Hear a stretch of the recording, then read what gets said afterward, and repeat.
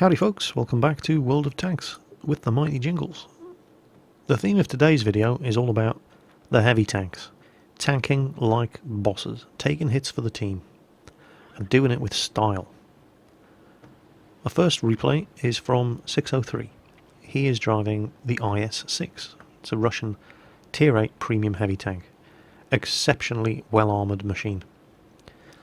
The actual armour thickness on paper isn't that good, but it's all about the sloping and the angling. Tier for tier, this is one of the most heavily armoured tanks in the game. It's not particularly fast, and the gun isn't very good. You get a good rate of fire with it, but it's that same tired old Russian 122mm long barrel cannon that you've effectively been using since Tier 6. 175mm of penetration, great alpha damage. But it's the penetration that really sort of, well, I'm not going to say handicaps this tank, because you can make it work. But the armour-piercing ammo is adequate, and no better than that. The premium ammo on this tank is also a bit of a letdown. It's APCR, armour-piercing composite rigid, but it only has 217mm of penetration, and it is scarily expensive. I really don't think it's worth the money. So he's driving into town. And this is a really, really good spot. He's going to clutch this shot at that Sherman Jumbo. I think he actually damaged his gun. He definitely did some sort of critical damage. While he's waiting for that Jumbo to pop out again, he suddenly realises, hang on, I could probably be doing this better. And there you go. Lovely positioning. And now, unlucky bounce off that Sherman Jumbo there. And he's definitely damaged that guy's gun. But did you see that? Because of the way he's angled, the best that SU-122-44 can do is to take its tracks off.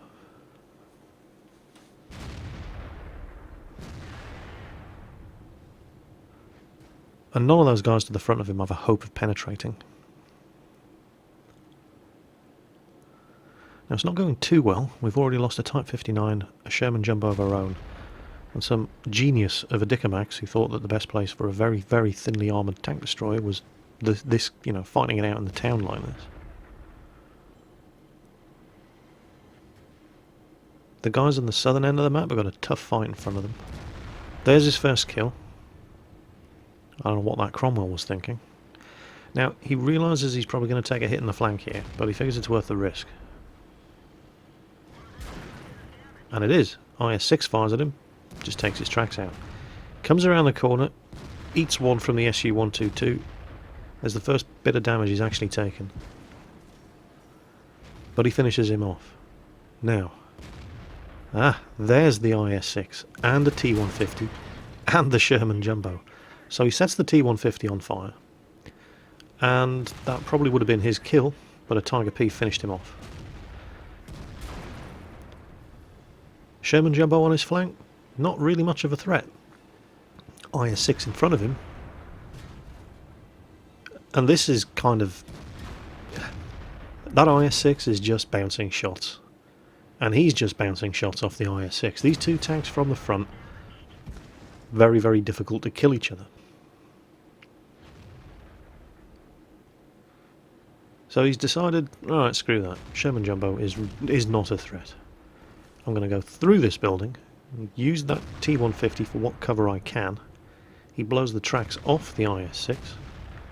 And you can see him thinking about going for the side armour again, then changes his mind. You can see his eagle eye skill there, letting him know what damage that IS-6 has taken.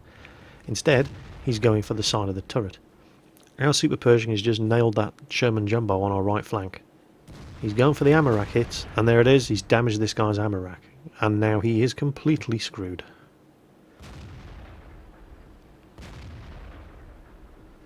They've pretty much got the town now. This IS-6 is 2 shots away from death. There's one, and he sets him on fire, and boom. And that IS-6 driver apparently has no sense of humour whatsoever. He's about to start accusing him of hacking. I don't know. You tell me. I haven't got a clue. No idea what he's talking about. And everybody falls over themselves to be the ones to finish off the Type 59. Now, the southern end of the map over by the railway bridge is not looking very clever at all. And 603 is a little indecisive here. You can see him thinking, well, first of all, he's going to try and take a pop at this Jagdpanther, because, hell, why not? Your gun's loaded, you're not fully aimed, but he's about to drop out of line of sight anyway, so he wasn't losing anything by taking the shot. He's down to 7 rounds of armour-piercing ammo. He still has his full load of 6 APCR and 3 high explosive in case of emergencies. And you can see him looking at the map and thinking, T-34 coming around, nothing there but a Hellcat to stop him. Probably more than just a T-34 coming around as well. But he only has 2 tanks left in the town as well to go and deal with a T-29, a Tiger and a Jagdpanther. So he's not really sure which way he should be going here. But then he finally makes his mind up and realises that the better option is to go and assist that Hellcat, because a Hellcat alone is not going to stop a T-34. And the sooner he gets back, the better the position he can set up for himself to deal with this incoming threat. So he's done 3,000 damage already, and he's on 3 kills. So he's going wide here, trying to ensure he's not spotted. And the road here is on a sort of raised, you can see it's on a raised elevation to the fields on either side. And the IS-6 is quite a low profile tank, so he's hoping that by taking this route he can get into a firing position without being spotted.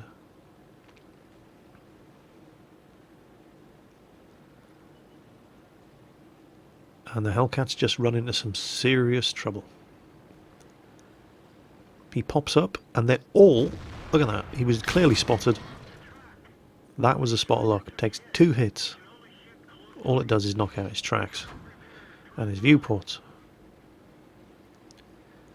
Hellcat's doing what he can to kill off that. I'll do as much damage as possible to that T-34 while he's distracted. But the Hellcat's never going to survive this. A T-34, a Pershing and a VK-361H. And there he goes, he's gone. Did the best he could, but he was never going to win that fight. So now he's alone against 2 Tier 8s and a Tier 6. He bounces a shot from the T-34. Unlucky, hit the T-34 in the hull, but he was steeply angled as he was backing off down the hill, and it bounced. Eats another shot from the Pershing, reloads his gun, and it's not going very well on the other side of the map either. Those 2 guys he left are basically getting their asses handed to them. Slow aiming time of the gun on the IS-6 is another potential drawback. There's the T-34. Oh, good hit, good hit. Above average damage roll. T-34's a one-shot kill now. But he can't let himself get outflanked. Surprised he didn't try to side script. Oh, the T-34 isn't even pointing his gun at him. Oh, what a noob mistake. So there's another good kill. He's almost done 4,000 damage. Now he's got a 361H somewhere down to the south. And he doesn't have a shot at this. He has no good shot at that Super Pershing whatsoever. So he decides to change the situation. He's now the last tank left alive on his team.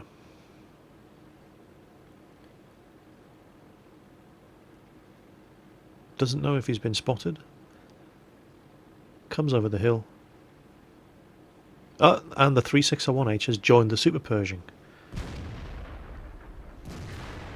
Good hit in the Super Pershing. Why these guys don't split up and try to go around him, I have no idea. Super Pershing's gun is damaged, but at that sort of range... Oh, and there we go, the 361H. Look at this. What a move. What a move. There's no cover from the 361H, so he makes some cover from the 361H. That was great. Unfortunately, T-29's getting involved in the fight now. He has to keep the front of his tank pointed at that T-29. The 361H has the 75mm gun, I think. And is not that... And again, 361H trying to use some cover. Well, just remove the cover. He's probably not going to reload. Oh, no, that T29 is putting some very effective fire in. The Tiger as well. You'll notice that he's down to APCR ammo now. He's used all of his armor piercing. He's used 3 shots of APCR. And it looks like they're trying to finish him off with high explosives. Jagdpanther, this is going to be a kill. There's his top gun. And yet, small damage like that, 46 damage, that's high explosive. The 361H, if he's using that 75mm, is never going to damage him with high explosive. It just doesn't. It's just not going to happen. 75mm HE at tier 8 is almost completely ineffective. Again, he's using what natural terrain features are available to try and keep himself shielded from those 3 enemy guns. That Tiger's had a monster game as well. 5 kills. The T29's done well. 3 kills.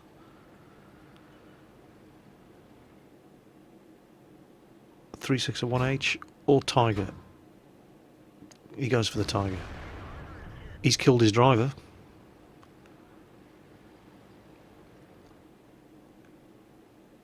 He's only got 1 APCR shot left and 3 rounds of high explosive to kill 3 tanks.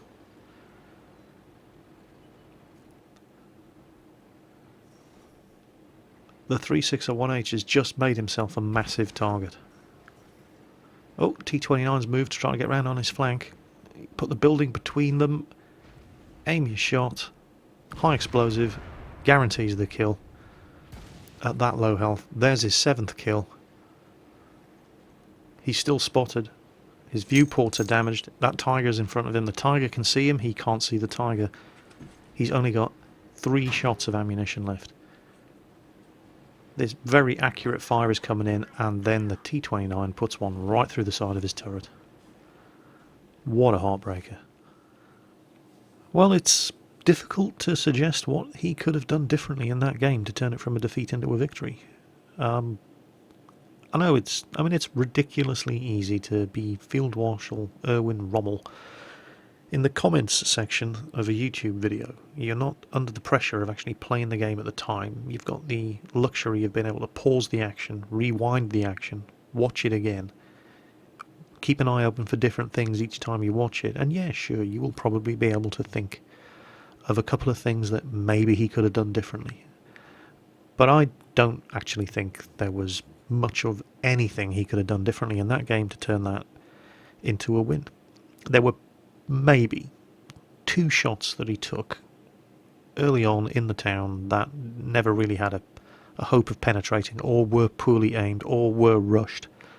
But that was never going to affect the outcome. What decided the fate of that game were these 2 guys here. The T29 driver and the Tiger driver. They both had a really good game. And you could argue the Jagdpanther driver as well. And on 603's team, he was pretty much it.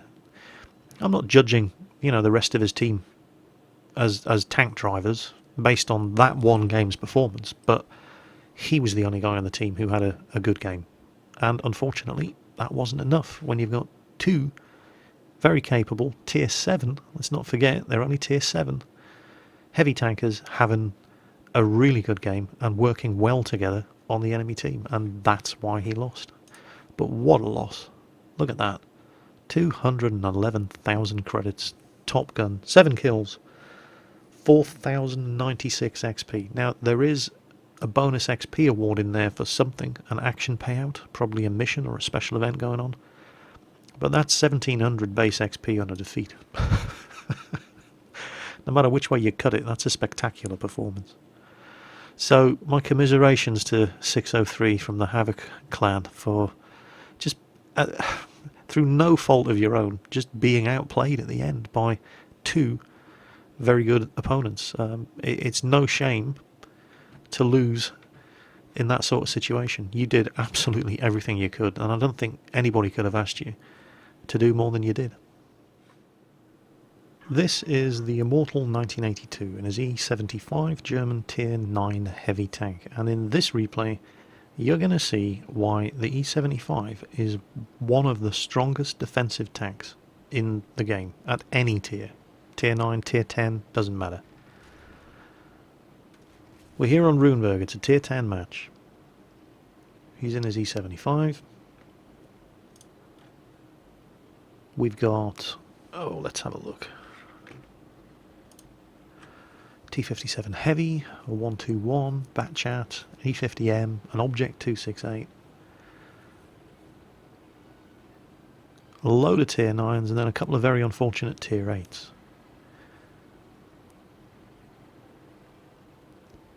And this game has one of the most disastrous starts I think I've seen in a long time. I'm going to pull back to an external camera view here. Now check out this IS-8 here.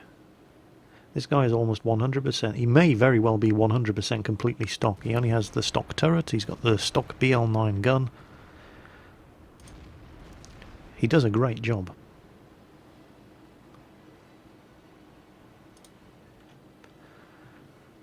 Just observe the sheer amount of fail that you're going to see here in this AMX48 driver. Yeah, let me know how that works out for you. And look, in fact I'm just going to pause it here. Just look at what is coming around both of those corners in front of the Immortal. We've got a Jagdpanzer E100, a T-34, an FV215B183, a KV4 and an IS-8. That we know about. This T57 Heavy over here is just about to drive off to his death. In fact, just watch the amount of tanks that we lose in the next few seconds.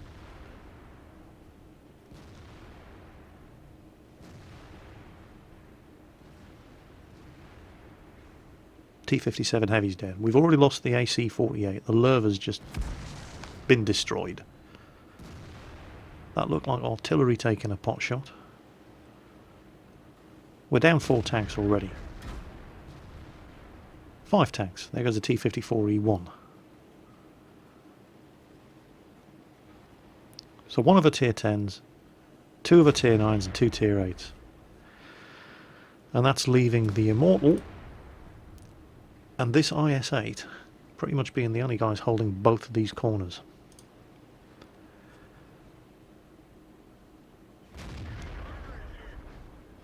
But the E75 can do it.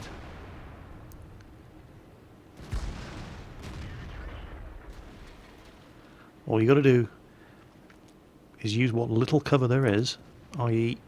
these little outcroppings here, to cover up your lower glacis and keep it angled and take no prisoners. Look at these.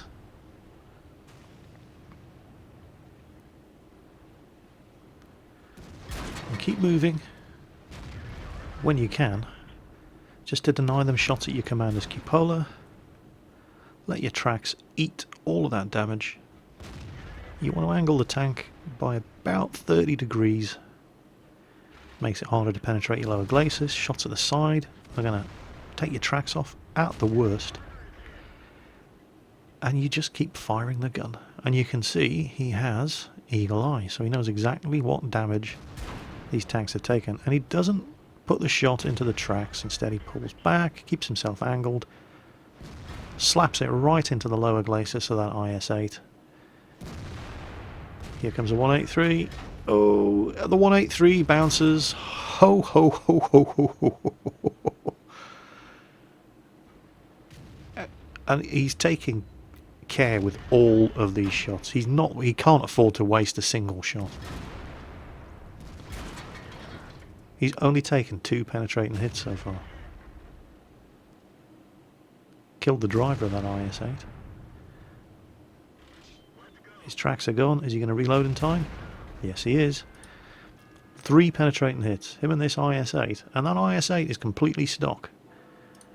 Tanking this corner like a pair of absolute superstars.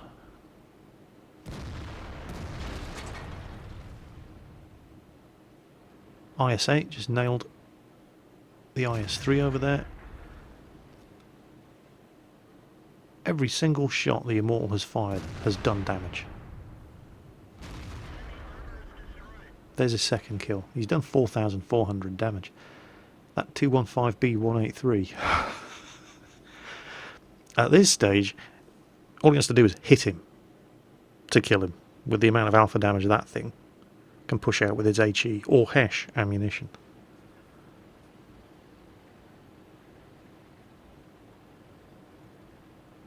Side scraping his way around the corner on that IS-8.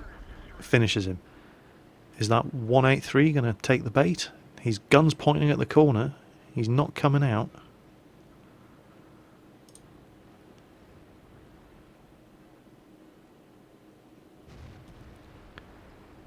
He takes the shot at the IS-8. And that's just sealed your fate, Sonny Jim. There's his fourth kill.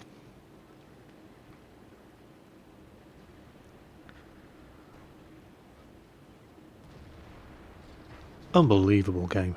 The punishment this tank can take, if you drive it well, is absolutely amazing. And they've got this now. And that was looking like a certain defeat at the start, with the amount of tanks, good tanks, that they just threw away. There's his fifth kill. Object 268. Oh. It would be a real shame to die at this stage. So he's not taking any chances with that 268, but yeah, game over. Well, you probably won't be surprised to see that he got a steel wall on that one. Just have a look at the detailed report here. See how many hits he took. 16 hits, 6 penetrations. At least 2 of those were track damage only. 10 non-penetrating hits from... And those were some big, nasty tanks shooting at him from the front. Potential damage received, 7,350. That's not bad. And look at that. 20 shots fired, 20 hits, 19 penetrations. A lot of the time, you're stuck in a position like that, pretty much holding back the onslaught of the enemy team all by yourself. And you will tend to panic and rush your shots. He didn't. Every single shot he fired was carefully placed, did the maximum damage, fired at the right point, on the right target, at the right time. That was just such exceptional play. And the only tank that outdamaged him was an Object 268. And the Object 268, well, that was pretty good as well. Look at that. And again, that's some good shooting from the Object 268 too. 11 shots, 11 hits, 10 penetrations for 6,400 damage. So, you know, you can't fault that either. But, oh man, look at that. Just in awe of his ability to tank a corner in the E75. Perfect angling, perfect shooting. Great game. Very, very well done. And 2,184 XP with a premium account, undoubled. That's pretty special. The Immortal 1982, showing you how the E75 should be done. Final game in this roundup is Pyro Bullet in his T110E5. Now technically this is a tier 10 match because the T110E5 is a tier 10 tank. But there's only one tier 10 on each side, so this is matchmaking made in heaven for a tier 10 tank driver. Can you imagine the enemy team of a Jagdpanzer E100? Can you just imagine what's going through his mind when he rolls up into this game and sees this kind of matchmaking? Yep, he's basically thinking, om nom nom nom nom. There's only 2 tier 9s on each side as well. However, one of our tier 9s, where is he? There we go. That is a stock IS-8.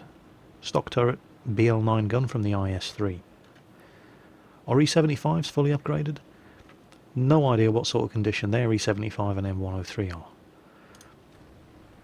But if you can't do well driving a tier 10 or a tier 9 in a lineup like this, you need to go and play Tetris. You really, really do. So, steps. Now you can see that Pyro Bullet has 5 rounds of premium ammo. Presumably for those occasions when you absolutely, definitely, 100% have to put your next shot through the gun mantlet of an E100. But it's not like he's just rolling around derping nothing but premium ammo at everybody. There's the M103 spotted. Obviously, he's been spotted as well. And so far, the other flank doesn't appear to have anything other than a pair of Tier 8 enemies on it. So he's not too concerned about the other flank just yet. This side tends to be where all the heavy tank action is. Noses around the corner. Oh, IS-3. IS-3 bounces, and he bounces in return. Conqueror, £20 a gun, puts one through his tracks and right into his side armour. So that Conqueror is going to be a problem. Oh, sorry, not Conqueror, it's a Carnarvon. Tier 8 heavy tank. With a pretty good... It's a medium tank gun. But I don't know, I think it works quite well on the Carnarvon. Either way, it's a decent gun, and it's certainly good enough for getting through the side of a T110E5.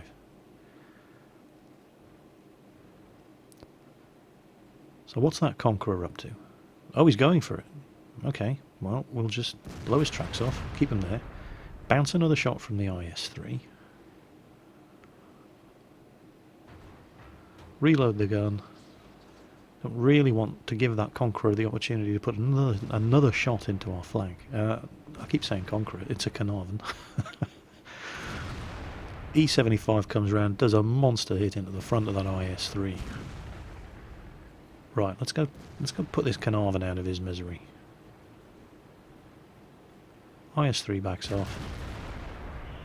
Carnarvon puts one into our tracks. E75 comes around, pins him in position. He's now blocking that IS-3, who can't get a solid shot at the E75 either.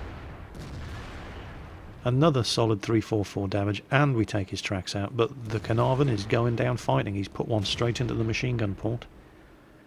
But now he's dead.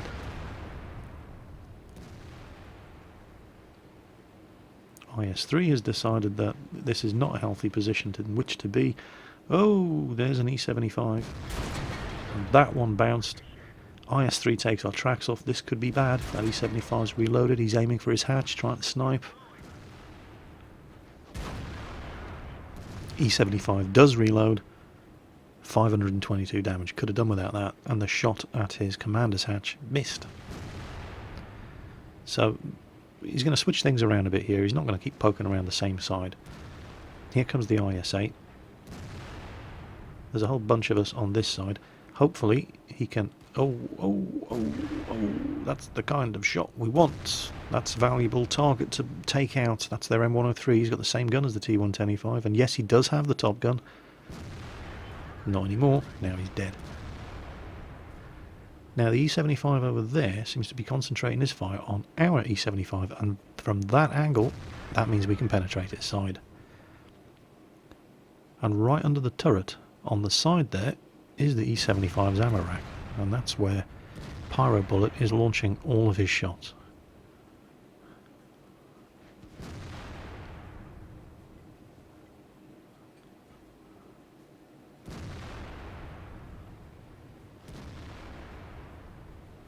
However, while it would be nice to sit around here and farm some easy kills on that E75 and T34, Pyro Bullet has noticed that everybody who went up the other flank has died, and an entire stream of enemy tanks, including their Jagdpanzer E100 and a Centurion and a T32 and a Lerva, are all rushing our base, and the only thing we have holding the base is a Tiger II. And the Tiger II's hurt.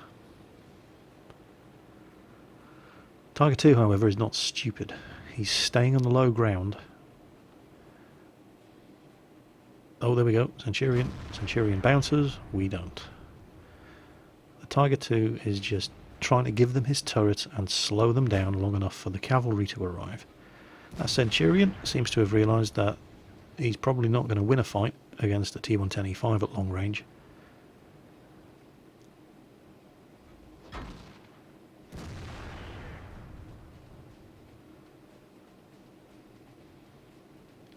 Can we reload fast enough to nail the Centurion? No, we probably can't. Now, Jagdpanzer E100, still fixating on that Tiger II. Oh, now he's pointing his gun at us, and that actually was a shot from the Jagdpanzer E100 that bounced. But at this range, well, at most ranges, trying to get through the front of a Jagdpanzer E100 is, well, it's not easy. Even trying to get through, I mean, all that T-32 is showing him is the front of his turret. And the front turret armour on a T-32 is almost 300mm thick. So he switches to high explosive anti-tank ammo. It's starting to start putting those premium rounds to work. I don't understand why these guys aren't just rushing the Tiger II and getting down into the cover of the road, but let's not complain. Now, premium ammo is not an I win button. That was a spot of luck. He took a direct hit from the Jagdpanzer E100 and his gun took it. So he's used his repair kit on his gun. But his premium ammo is just not going through. Or it's missing. He's only got 3 of these left. That Tiger II is doing a fantastic job down there, just stalling them. And I don't know why they don't just rush him. There you go, that's the shot you want.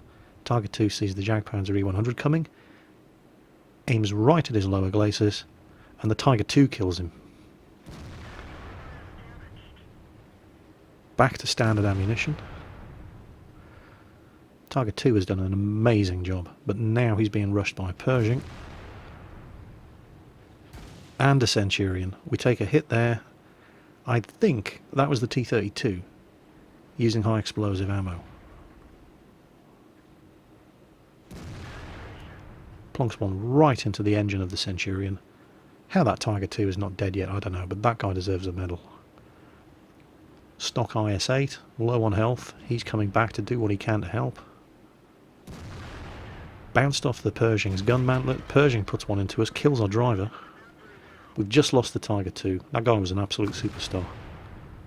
IS-8's getting stuck in. Sees the threat to the IS-8, kills the Centurion, takes the hit from the Pershing. Looks like the Pershing switched to high explosive now as well. That was a very small hit, or possibly it was just collision damage. Wasn't really paying attention. T-32's coming over the top. This IS-8 is doing what he can. We need to kill the T-32. Our tracks are gone. Alright, let's do what we can. We need to try to keep this IS-8 alive for as long as he possibly can. And that seems to be what he's doing. Nails the Pershing. The IS-8's in cover. Snipes the commander's hatch of the Pershing. He's on 4 kills now. He's done 5,400 damage. T-32 fires, bounces. Smack one into him. Bring him down. Unfortunately, now the IS-8, we're the last one alive. The remaining tanks on the enemy team have come back. So we take out the T-32. And this could be bad. 281 health. IS-3 on our flank. Who doesn't... Unbelievably, the IS-3 doesn't try to get around him. And that, right there, is where the enemy team lost that game. That IS-3 had him cold on the flank with his gun pointing right into his side armour on low health, and instead, he backed away. Tiger II's coming charging in. We've got to nail this IS-3 to be able to angle our armour against the Tiger II. This Tiger II is on 5 kills. You don't want to expose too much of your side with the Tiger II aiming at you. He kills the IS-3. 30 degrees of angling, about optimal here. 500 damage. That's a big old damage roll from this gun on the Tiger II. Take another bounce from the Tiger. Destroy his tracks. 2 rounds of armour piercing left. You notice he doesn't stop moving. He's not giving the guy the opportunity to shoot at his commander's hatch, even though the Tiger II doesn't seem to be taking the shots at the commander's hatch. Sorry, not the commander's hatch, the machine gun port. Another bounce from the Tiger II. 2 rounds of high explosive anti-tank left. He wants to make sure he wins this game. He loads one. It's only going to take one. Game over. That's one of the most entertaining games I have watched today. Which sounds like faint praise, but I've watched about 150 games today. And that was... It may not have been the most spectacular in the terms of damage done, or kills achieved. But just as an example of expert tank driving, it was one of the better ones that I've watched today, unquestionably. And not just from Pyro Bullet's perspective. And I know that, yeah, it's... People are going to say, oh, it's easy to do that in a tier 10 tank in that kind of lineup. No, it isn't. It really isn't. If it was easy to do that, the enemy Jagdpanzer E100 wouldn't have been out-damaged by a Tiger II. It's not completely unusual to see a tier 10 dominating, and you should certainly expect to see a tier 10 dominating in that kind of lineup. But it's not easy to do it to that extent. 8,259 damage done and 7 kills. The kills, yeah. But that amount of damage is pretty special. Not only that, look at this. 31 hits received. Only 13 of which penetrated, and the majority of those were eaten up by his tracks. For a potential damage received of 11,500. Holy crap. I think we can fairly safely say that Pyro Bullet realised he was the only tier 10 heavy on the team, in fact the only tier 10 of any description, and took his duty responsibly. That was a well-earned steel wall. 11,500 potential damage received. And special mention has to go to some of the tier 8s and tier 9s. This guy here, completely stock IS-8. Took his responsibility seriously, threw himself in the thick of the action, did what he could where he could. This Tiger II driver here, defending the base like an absolute boss, being rushed by a Jagdpanzer E100, a T-32, a Pershing, a Mark I Centurion, and just not giving a shit, standing his ground, and slowing them down, and holding them up long enough for Pyro Bullet and Angel 0067 here in the IS-8 to come back and try to save him. And of course, this guy here, enemy Tiger II, I would love to have seen the game from his perspective. 5 kills and 3,300 damage done. Outplayed a Jagdpanzer E100 and still lost. You know, we've all had those games.